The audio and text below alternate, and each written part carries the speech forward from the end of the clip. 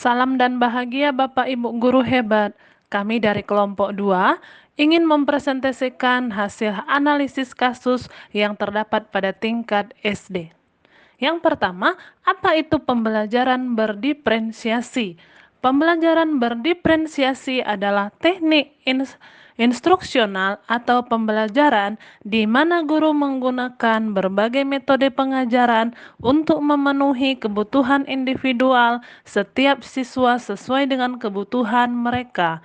Kebutuhan tersebut dapat berupa pengetahuan yang ada, gaya belajar, minat, dan pemahaman terhadap mata pelajaran.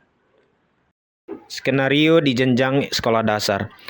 Pak Darmawan adalah guru sekolah dasar. Minggu depan, ia akan mengajar murid-muridnya materi tentang cara kerja salah satu sistem organ tubuh manusia, yaitu sistem organ pencernaan. Saat merencanakan pembelajaran, Pak Darmawan mempersiapkan beberapa sumber belajar yang menurutnya akan membantu murid-muridnya belajar sesuai dengan kebutuhannya. Sumber daya belajar yang ia siapkan diantaranya adalah 1.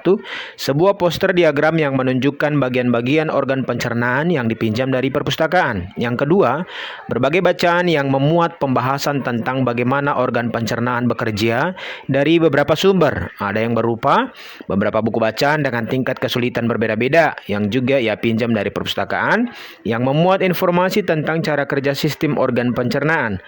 Artikel yang ia ambil dari majalah anak, kebetulan ada pembahasan tentang sistem pencernaan dengan bahasa yang lebih sederhana.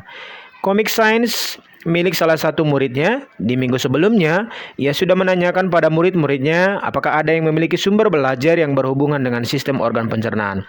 Kebetulan, ada satu muridnya yang memiliki komik sains dan diminta untuk membawanya ke sekolah.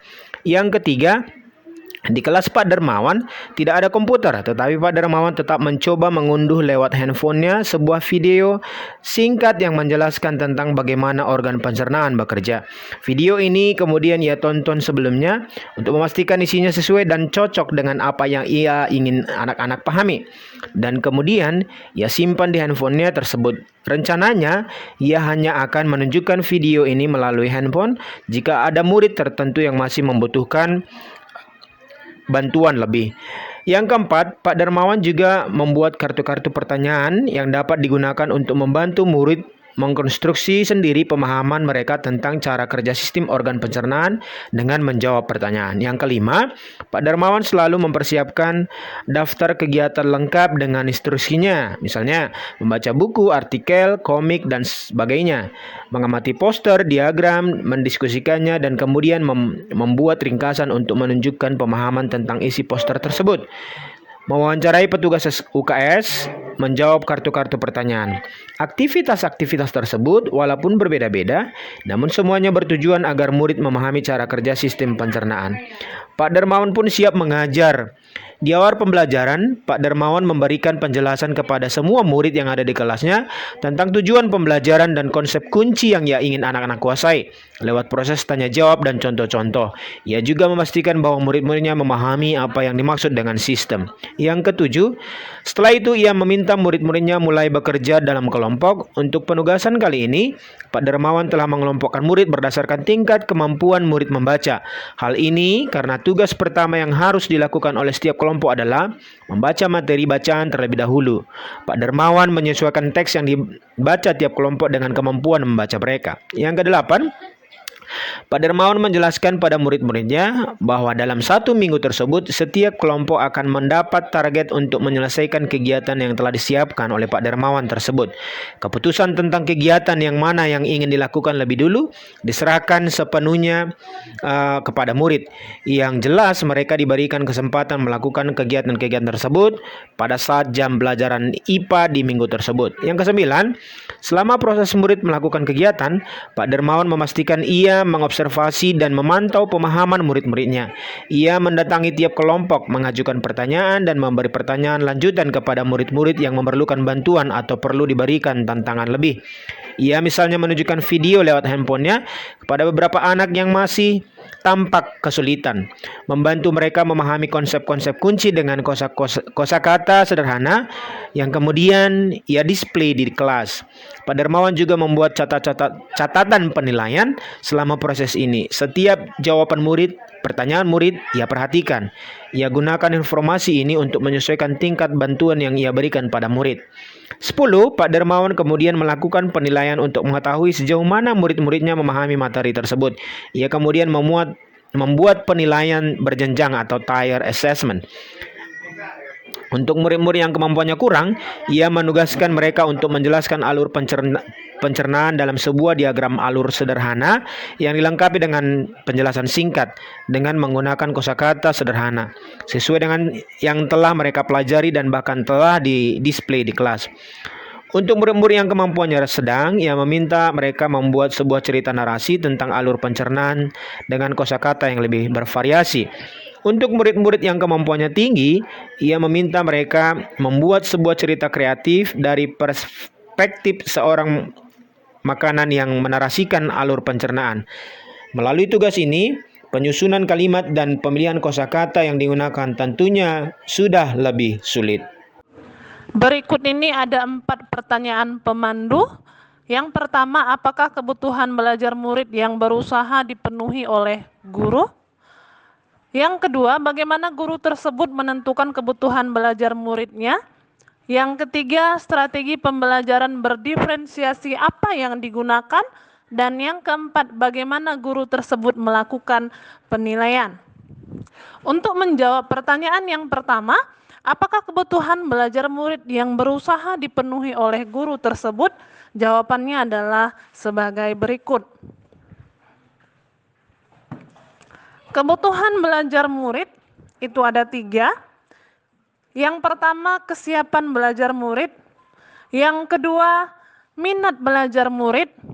Dan yang ketiga adalah profil belajar murid. Dalam hal kesiapan belajar murid, Pak Dermawan mempersiapkan materi dan sumber belajar yang beragam sesuai dengan kebutuhan belajar murid.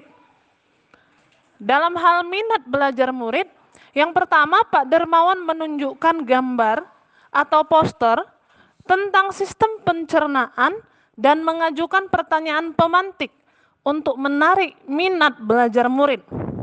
Yang kedua, setiap kelompok memilih kegiatan yang akan dikerjakan terlebih dahulu, seperti membaca buku, mengamati poster, wawancara, atau menjawab kartu pertanyaan. Kebutuhan belajar murid yang ketiga adalah profil belajar murid. Pak Dermawan memfasilitasi gaya belajar murid seperti visual dengan menyediakan poster, diagram, dan komik. Yang kedua, kinestetik dengan menggunakan kartu pertanyaan. Dan yang ketiga adalah audiovisual melalui wawancara dan video. Jawaban pertanyaan yang kedua, cara guru menentukan kebutuhan belajar murid adalah melihat tujuan pembelajaran dan konsep kunci yang akan dicapai murid. Yang kedua, memetakan kebutuhan belajar murid berdasarkan 3 aspek. Yang ketiga, melakukan pemetaan atau pengelompokan murid berdasarkan tingkat kemampuan membacanya. Yang keempat, menentukan strategi pembelajaran yang akan diterapkan. Pertanyaan nomor 3, strategi pembelajaran berdiferensiasi apa yang digunakan? Pertama, diferensiasi konten, yaitu guru mempersiapkan sumber belajar yang bervariasi seperti buku, artikel, komik, poster, diagram, video, dan kartu-kartu pertanyaan. Dan yang kedua adalah diferensiasi proses. Itu terlihat dari yang pertama, tugas pertama yang dilakukan setiap kelompok adalah membaca materi. Yang kedua, guru mempersiapkan daftar kegiatan lengkap dengan instruksinya masing-masing, bisa kita lihat di nomor 5. Dan yang ketiga adalah guru memberikan bantuan atau scaffolding kepada murid yang membutuhkan. Yang ketiga adalah diferensiasi produk. Yang pertama, bagi murid yang kemampuannya kurang, membuat diagram alur pencernaan secara sederhana. Kedua, bagi murid yang kemampuannya sedang, membuat cerita narasi tentang alur pencernaan. Yang ketiga, bagi murid yang kemampuannya tinggi, membuat cerita kreatif tentang alur pencernaan. Pertanyaan keempat, bagaimana guru tersebut melakukan penilaian? Guru tersebut melakukan dengan dua cara penilaian. Yang pertama, assessment full learning, yaitu penilaian yang dilakukan selama proses pembelajaran berlangsung dan digunakan untuk melakukan perbaikan proses belajar mengajar. Dalam hal ini, guru membuat catatan penilaian selama proses pembelajaran. Dapat kita lihat di poin nomor 9. Penilaian yang kedua adalah assessment as learning, yaitu penilaian sebagai proses belajar dan melibatkan murid secara aktif dalam kegiatan penilaian tersebut. Dalam hal ini guru menggunakan tier assessment atau penilaian berjenjang. Dapat kita lihat di poin nomor 10.